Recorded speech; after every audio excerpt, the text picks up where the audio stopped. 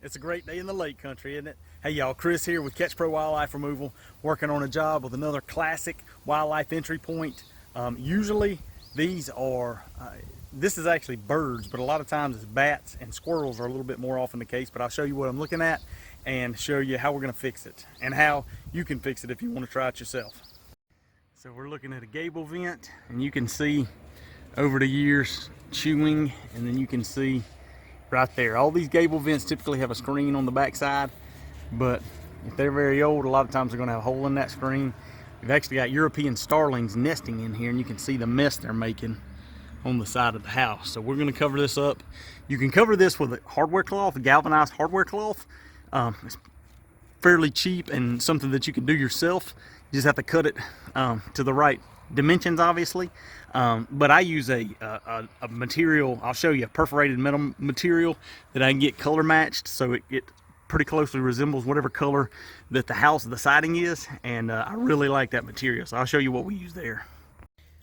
So here's the material that I like to use. It's a sheet metal. It's got a baked on silicone coating, and I can get it in different colors to match siding.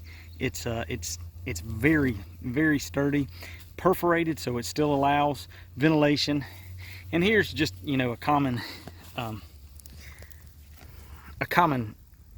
way to seal it up. A lot of companies use this, a lot of homeowners will use it. This is just galvanized hardware cloth you can get at the hardware store. 1/4 inch mesh, that's important.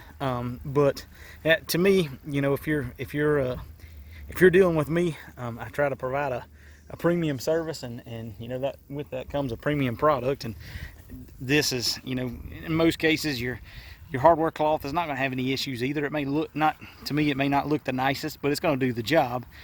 This is going to do the job, and it's going to look really nice. Nobody's going to notice, you know, some off-color hardware cloth. If you're going to use hardware cloth, you can always paint it black or paint it to match whatever your siding is, and it'll kind of disappear as well. But either one of those are good options for sealing those vents.